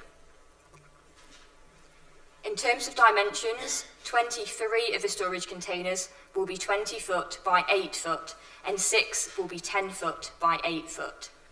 The proposed opening hours are Monday to Friday, 8 AM till 6 PM, Saturday 8 AM till 2 PM, and on Sunday and bank holidays, the site will be closed. This application is subject to mandatory BNG, which will be secured. The proposed development is therefore not considered to result in any harm to the character and appearance of the local area, and would not be harmful to neighbouring residential amenity due to the revised changes to the layout and through the imposition of appropriate planning conditions. The proposed development is also not considered to result in any harm to the surrounding highway network, and a principle of the development is considered to be established. The proposals are therefore considered to be compliant with the relevant policies in the development plan, and this matter weighs in favour of the development. There are no other material considerations that would indicate that the plan policies should not be followed. Approval is therefore recommended, subject to conditions as set out at the beginning of this report. Thank you, Chair. Thank you, Rebecca. There are no public speaking, so members, is it open to you? Councillor Denny. Having been there today and seen the size of some of the vehicles that were accessing the sites, I find the Highways Agency's comments that with no material increasing the traffic situation, given we're actually going to have more containers, so presumably more vehicles, then the Highways Agency and I don't see eye to eye on many things, so we'll pass that one by. I'm just very conscious that there's a lot of water immediately beside this site, and I am advised there's a lot of flooding downstream of the site, and I'm just wondering about shoring up with the weight of containers on them, whether we're happy, in fact, that the bank won't fall and the water won't spread further. Thank you, Councillor Denny. Rebecca, would you like to come back?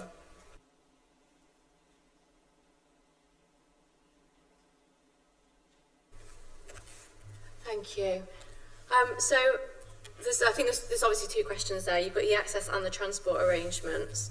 So it is expected that the containers will be brought onto site. They'll be used by small, potentially local businesses, maybe someone with a van, some tools, or maybe they're storing something for moving a house. So it's not anticipated that post bringing in the lorries that there's going to be huge amounts of vehicular movements in and out of that site with large lorries anyway. I expect there'll be a bit of a flurry when the containers are loaded onto the site. I do remind you that the site's already in commercial use anyway, so and the access is quite wide. It has been used in that way for some time. The local highways authority did not have any objections to this application as well.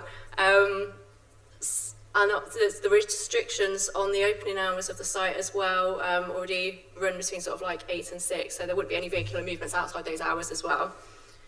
So I hope that answers the questions in terms of access and vehicular movements, but if you've got any more, come back to us.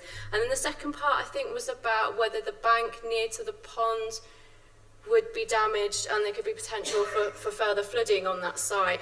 So as far as I'm aware, the entirety of the site is in flood zone 1. The site already consists of an area of hard standing with a big structure on the site anyway, so there's already a building on the site which is located there. I guess most of the containers are going to be located along that northern boundary as well, so along the fence line, away from that pond area, and then there's still a separation distance between the containers and the pond. Thank you, Charlie. Yeah. Vehicular movements, I take the point if it's not going to be a constant flow. But looking at the blue indication on one of the slides about the water, which presumably reflects the flood area, I can't, with my eyesight, even see a gap between them and the water. That's not, well, a good dividing distance.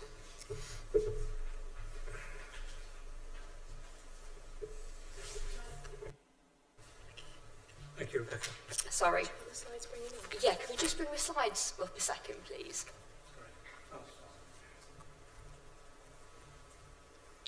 I just wanted to make it clear that with the location plan, this is the area where the pond is located. The other plan that you're referring to is in terms of the flood zone, not the pond.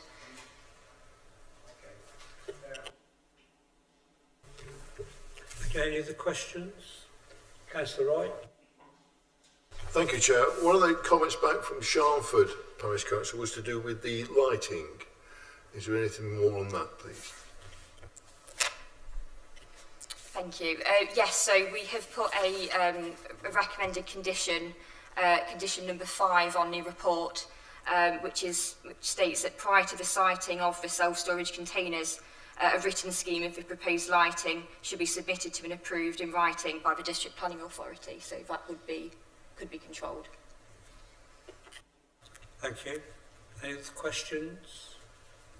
I've got a list. Oh, Councillor Dennett. An observation, Chair. I'm satisfied with the points I had raised, but conditions about hours when they're going to be open, very difficult for us to police, and I don't believe in conditions that we can't police. So it's just an observation. Thank you. It's one of my questions. Jonathan? So, with our plan enforcement team, Councillor Denny, if we were, to be reported by a local resident, for instance, to say the site was being used outside of the conditioned hours, that is absolutely something that we can enforce as a local authority.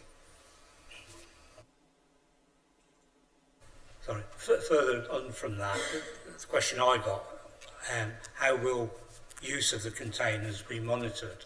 How I understand, will there be CCTV?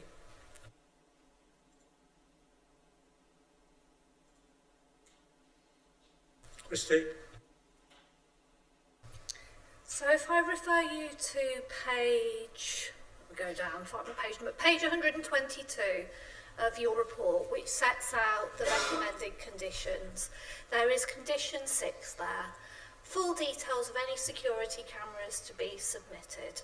So we don't know for certain whether there's going to be security cameras at this stage, but if there are to be any, then we're asking for full details of those cameras to be submitted to us. It's really important that the neighbours' amenity is protected and they don't have cameras looking at them. If there are going to be security cameras, your officers absolutely advise that they need to be positioned appropriately to do their appropriate job without impeding on the privacy of those neighbours. And that's what that condition is designed to do. It doesn't say that they have to have security cameras,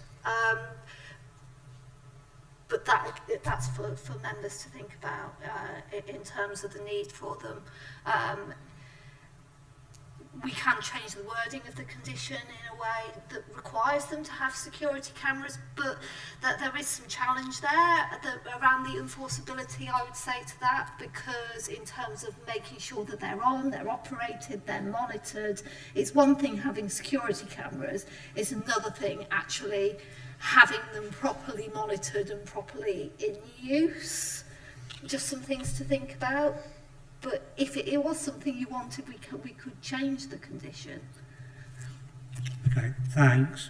My only concern was that there is another bank of containers which are hired out to small companies, and they do work out there. You'll see car repairs going on, things like that.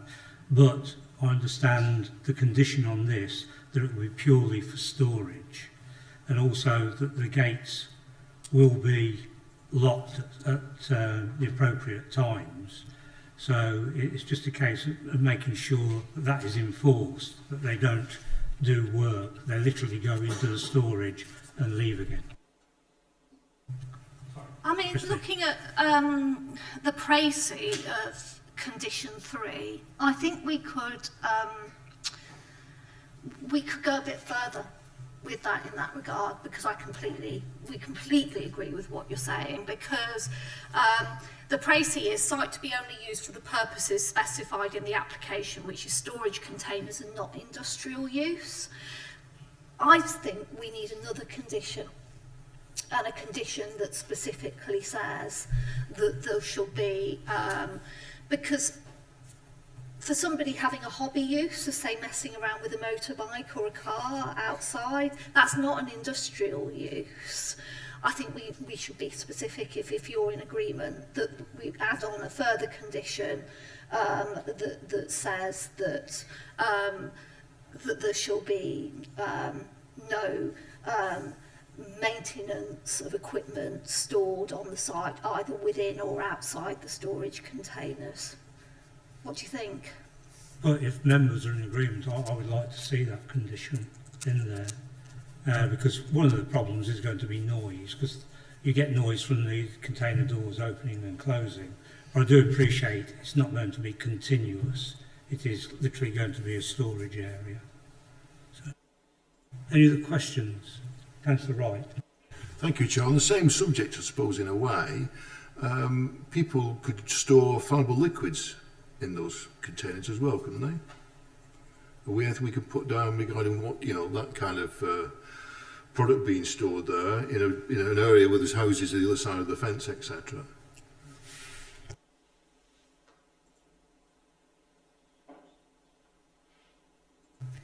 When you say flammable liquids, do you mean that if someone stored a motorbike, say, in one of these storage containers, I mean, that could contain I think oil and petrol? Yeah, it could, but then there's other, you know, people could also store flammable liquids like, you know, I don't know, paint stripper and things like that. I mean, we don't know who's going to be taking these storage containers on. It's just anybody coming in and say, oh, I want a storage container, or I've got some flammable liquids to store, let's stick them in the storage container. It's a metal storage container. You're always asked to store flammable liquids in a metal storage container. I don't know, it may not happen, I'm just putting it out there.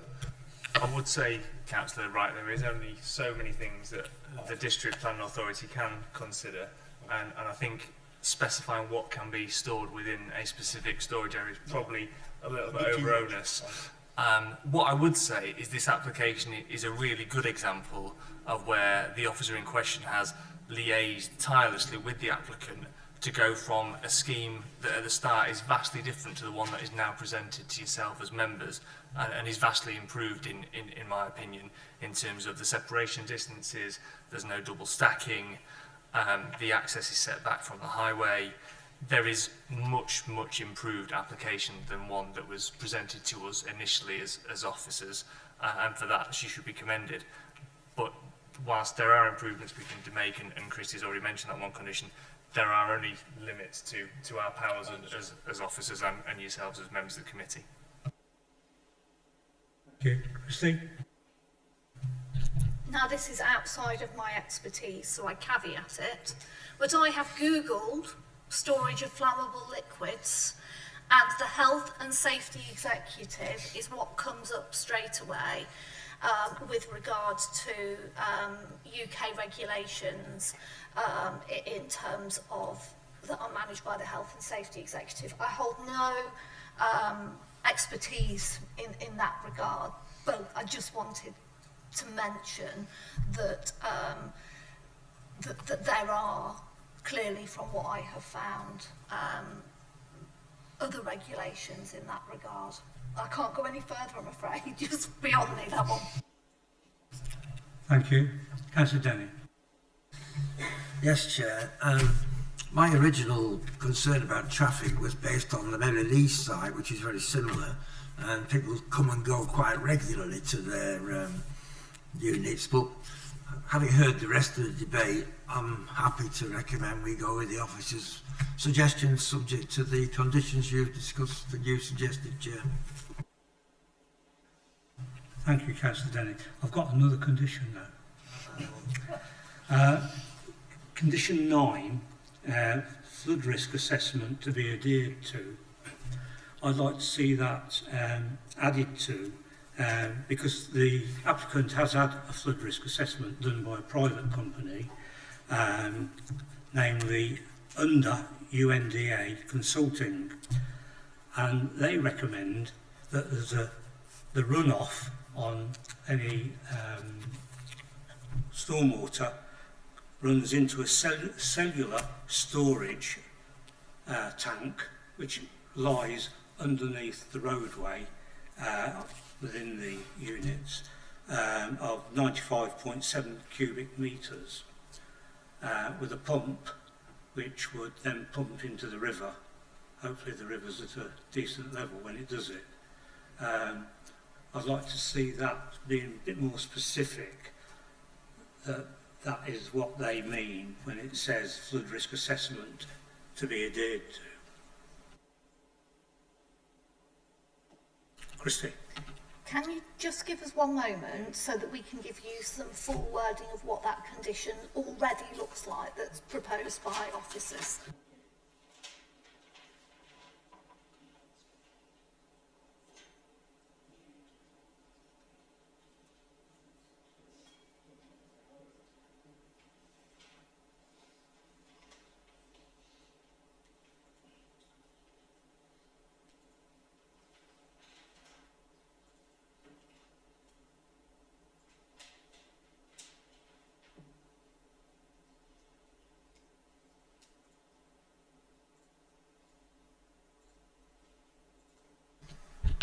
just read out the full wording of the condition, and this has come from the Environment Agency, not us as officers.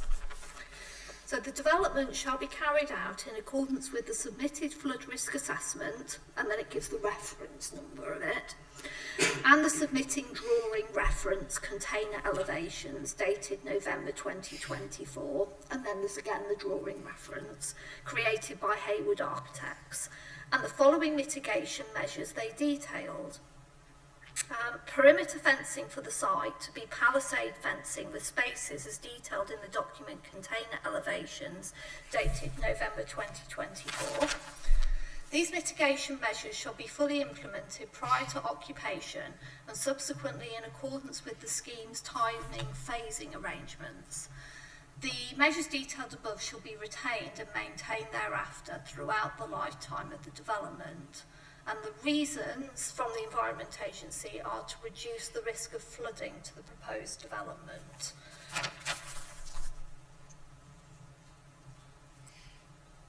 We're also just having a look at the flood risk assessment. Just bear with us one moment. Can I just say that within the documents there is a specific document from under consultants on flood risk.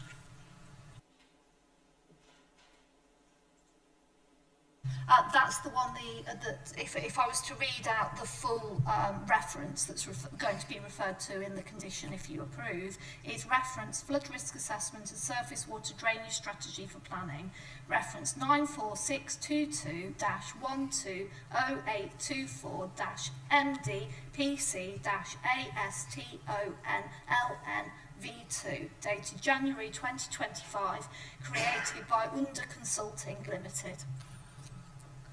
We're just having a look at it, just bear with us a moment.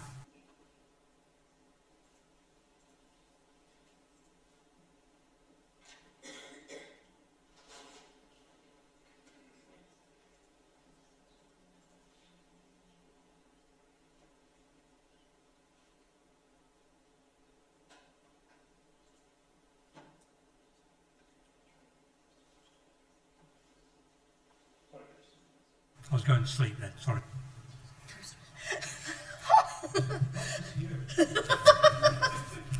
Right, so we've got the flood risk assessment you're talking about, and paragraph 8.2 is runoff from all house standing within the red outline boundary will be directed into cellular storage attenuation. The cellular storage will discharge into the river soil via a hydro brake at an attenuated rate. If a gravity connection is not available, a pump will be utilised. If members wish, we could take that condition that we've recommended, and where it's got that point about perimeter fencing, we could underneath it add in using the wording that's in here if that's what members would wish. And if members agree with that, I do. Councillor Dennett. With that in mind, you've let a little red herring run in my mind, and I'll perhaps revise my suggestion. If they're going to store a comprehensive amount of runoff from a commercial site with lots of traffic and rubber and oil and spillages, and then put it into the River Soar, is there not a contamination issue there where it should be pumped off and disposed of more hygienically, shall we say? Sorry, Christy. Oh, is it Charlie? Thank you. These storage containers are going to be for storage only. There's going to be no maintenance carried on site. I don't think it's expected that there should be any runoff of any chemicals or other materials. The hard standing will be purely car parking. And now we've got this extra proposed condition, if you do recommend approval, stating that there's going to be no maintenance of equipment on the site. I think it would be difficult to say that there would be runoff from contaminants into the watercourse. Oh. Yes.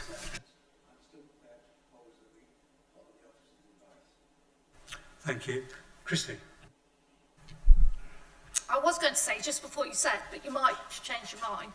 I mean, the other thing that we could look to do, maybe, to give members some comfort, is we could put a condition on, or you as a committee could. Something, and I'm just thinking off the top of my head, is prior to the installation of the attenuation tank, the details and specifications of the tank and the filter mechanism within it, and the methods of future maintenance and the timings of this maintenance shall be submitted to the local planning authority for approval. Roughly something like that. I don't know whether my colleagues got that down. Roughly something like that. But basically, a condition in crazy terms that means that before they do any work to put the attenuation tank, so not a pre-commencement condition, which is different, this would be a before they put in the attenuation, that they submit the details of the tank, where it's going to go, what its design is, what its manufacturer's specifications are, and the details of it, filters and the future maintenance and the timing of that maintenance, which they need to adhere to once agreed. Right, Chairman. Yeah. Thank you for that. I will now amend my amendments to my original proposal and still support the officers subject to such additional conditions. Thank you, Councillor Denny. Do we have a second? We've got a proposer, seconder, Councillor Grundy. Thank you. All those in favour of?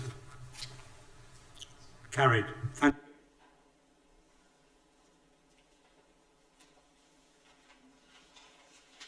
What I would like to say, though, following on from what Jonathan said, this is Rebecca's first time here, and I thought made a very good job of the report and reporting on it. Thank you. We go to the last application, 25-0016/VAR, Buskell Park, Welford Road. Could I ask Helen, please, to speak? Thanks.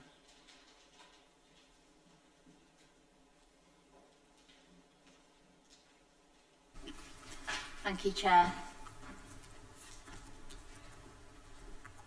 Oh, sorry, I'll just get to the right. So this application is being presented to the committee because the applicant is Blaby District Council. Members may recall approving works to the entrance of Buskell Park in October last year for proposals to increase the width of the vehicular access and to provide a footpath into the park on the southern side of the access. As you saw on the site visit today, some of these works have already been completed. This application seeks approval for changes to the original scheme by varying the conditions that reference the plans on the previous approval. Consultation has taken place and no objections have been received from our statutory consultees or from neighbours on this occasion. So here on the slide we have the approved scheme under the old application. There is a red line going sort of left to right across the bell mouth of the access, and this is where there was due to be installed a linear drain to collect surface water. It was then to be conveyed back into the park. Subsequent to the planning permission being granted, it was discovered that there were quite a lot of services underneath where that linear drain was due to be installed, which would have been quite expensive to remove. Negotiation has taken place with the Highway Authority to retain the existing situation, which would entail surface water running from the hatched area, which is Blaby's, in the top plan is Blaby District Council's owned land, running into the highway and thereafter conveying to the highway drain, which is the existing situation. The bottom plan shows, although you won't be able to see the detail, that there's no linear drain and there are some regrading works to take place within the access bell mouth, just to ensure that water conveys without ponding where the white lining is, as happens currently. So these changes are relatively minor in nature. The Highway Authority is satisfied with the changes. They don't have any wider impacts that weren't considered within the previous scheme in terms of impact upon the conservation area or on residential amenity or what the scheme overall looks like. So approval is therefore recommended. The conditions regarding development to be, the drainage rather, to be installed in accordance with the approved plan is recommended to be removed. The condition in respect of arboricultural works is also recommended to be removed because those works have already taken place and have no lasting effect now. So the recommendation is as set out in the committee report, that we have a new condition referencing the approved plans, requiring the highway to be surfaced in a bound material, to retain the gates as they've already been approved through a discharge of condition application, and that the gates are hung so as to open inwards. Thank you, Chair. Thank you, Helen. There's no public speaking, so open to members. Councillor Denny. I presume that the Severn Trent had no objection to water going into the street drains, and I'm assuming that's probably the case, and if that is the case, I'm happy to propose we go with the officer's recommendation on this one. Thank you, Councillor Denny. Any other members wish to speak on it? Councillor Wright. Thank you, Chair. I assume before we did all this work, there was no drain there anyway. That's correct. So the sort of the status quo is that the entrance area, including land within the highway and Blaby District Council's land, just drains into the highway. And you can see I've got some photos up now. I don't know if you can put the display back on. But you can see where the water currently stands. So that's the existing situation, and essentially going back to that with surface water discharging into the highway, but with a slight improvement because there's going to be some regrading of the access so that water conveys more effectively into the highway drains, so that they're highway drains. Thank you, Helen. Any other questions? So we have a proposer from Councillor Denny to approve the application. Can I have a seconder, please? Councillor Wright, thank you. So, all those in favour, please raise your hands. Thank you, that's carried. That completes the work for this evening. Thank you very much.